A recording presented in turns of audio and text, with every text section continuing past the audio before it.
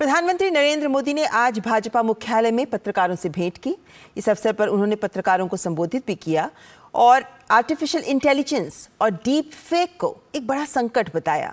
उन्होंने कहा कि ये समाज में असंतोष की आग को बहुत तेजी से फैला सकता है। उन्होंने मीडिया कर्मियों से कार्यक्रमों के माध्यम से डीप फेक के बारे में लोगों को जागरूक करने को कहा।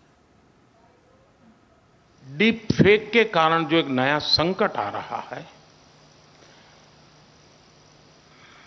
भारत का बहुत बड़ा वर्ग ऐसा है कि उसके पास वेरिफिकेशन के लिए या ऑथेंटिफाई करने के लिए कोई उसके पास पैरेलल व्यवस्था नहीं है। ये बहुत बड़े संकट की तरफ जाएगा समाज में, और शायद वो असंतोष की आग भी बहुत तेजी से फैला सकता है समाज जीवन की व्यवस्थाओं को। और ये बहुत मुश्किल काम होता है जी, बहुत मुश्किल काम होता है।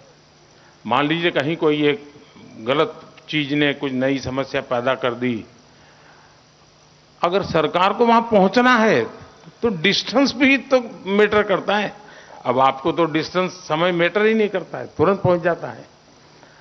अगर लोगों को एजुकेट कर सकते हैं हम हमारे कार्यक्रमों के द्वारा कि आखिर है क्या, आर्टिफिशियल इंटेलिजेंस कैसे काम कर रहा है, डीप फेक क्या कर सकता है और कितना बड़ा संकट पैदा कर सकता है, और उसमें जो चाहे वो बना सकते हैं जी।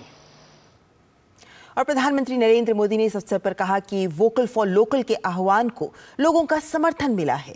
उन्होंने कहा कि ये देश के लिए बहुत बड़ी बात है और इसी ताकत के आधार पर विकसित भारत के संकल्प को सफलतापूर्वक आगे बढ़ाया जा सकता है। वोकल फॉर लोकल इस विषय को जितना बल दिया, और मैं इस छठ पूजा के साथ जोड़ करके हिसाब लगाऊं तो इस एक वीक में 4.5 लाख करोड़ से ज्यादा का कारोबार हुआ है जी। ये देश के लिए बहुत बड़ी बात होती है जी, और उसमें हर छोटे मोटे व्यक्ति की जिंदगी में कमाई होती है।